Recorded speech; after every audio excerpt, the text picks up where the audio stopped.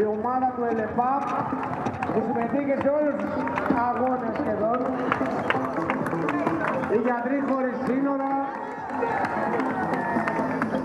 και άλλες ομάδες που δείχνουν το κοινωνικό χαρακτήρα του Μαραθωνίου Αθηνών.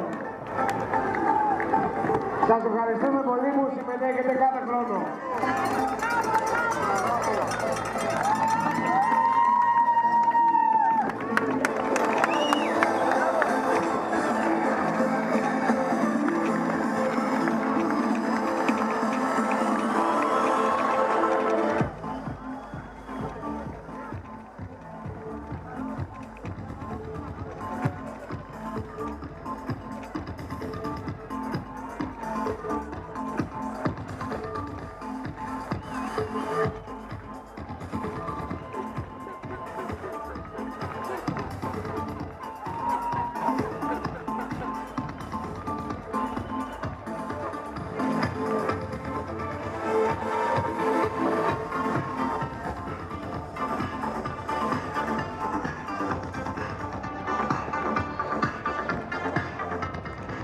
Παρακαλείται η αθλήτρια Σπίλιου Βασιλική